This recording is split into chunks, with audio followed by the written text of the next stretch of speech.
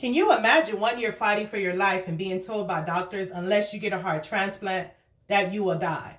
And then a few years later, being hand selected by the former First Lady, Michelle Obama, to paint her official portrait that will hang at the National Gallery in Washington, D.C. Hi, my name is Nichal Celestin, and I will discuss with you all today Amy Sherrod.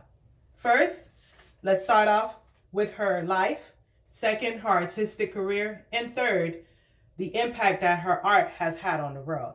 So first, let's begin by discussing her early life. Amy Sherrod's life can be divided into two parts. First, her early childhood, and then second, her adult life. So let's start with Amy's childhood. Her name is Amy Sherrod. She is currently 45 years old. She was born on August 30th, 1973 in Columbus, Georgia.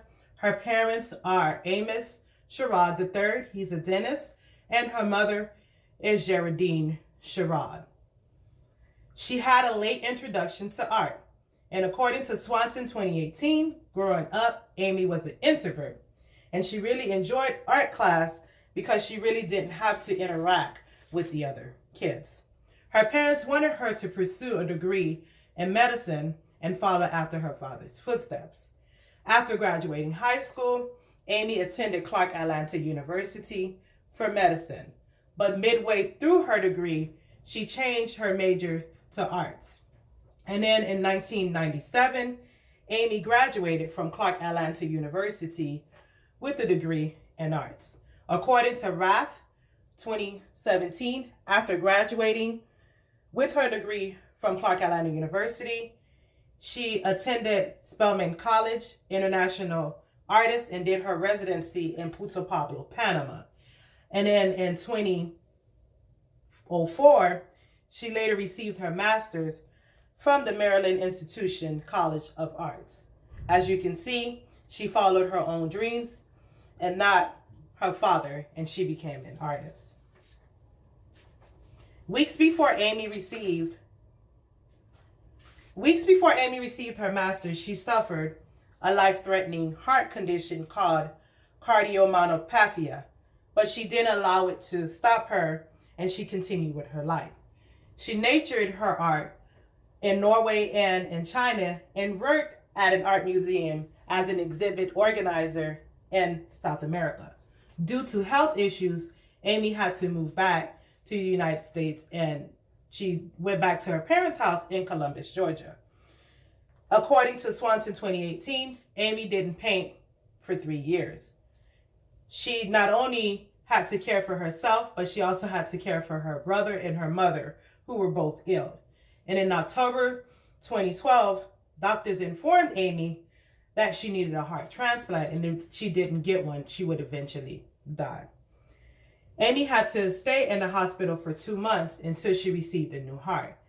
And in December of 2012, she underwent a successful heart transplant. A few days prior to the heart transplant, she received news that her brother had died from cancer. After surgery, Amy continued with her passion for arts. She stated that her brother passing pushed her to pursue her art. And then according to Frick 2018 and 2014, Amy displayed her first solo exhibition at the Sonia Haynes Stone Center at the University of North Carolina at Chapel Hill. Amy did more solo and group exhibition across the United States. And finally, her impact on the world. Her artwork often are subjects that features unsmiling African American common folks, such as males, females, young, and old. She selects her subjects by approaching strangers who strikes her as being interesting. She photographs them in natural light and chooses their clothing prior to painting. According to Swanson 2018 and 2016, her life significantly changed when she became the first woman to win the Outwin Butcher Portrait Competition sponsored by the Smithsonian Institution National Portrait Gallery. She won $25,000 and was awarded national attention. According to Frick 2018, the pinnacle of her career was in 2017 when she was selected by the former First Lady, Michelle Obama, to paint the official portrait for the National Portrait Gallery in Washington, D.C. A lot of people claim that the picture looks nothing like Michelle Obama, but Amy states that she believed that the picture of the First Lady represents the highlights of Michelle Obama's professional career. The way she sees her is a woman with integrity, intelligence, confidence, and compassion.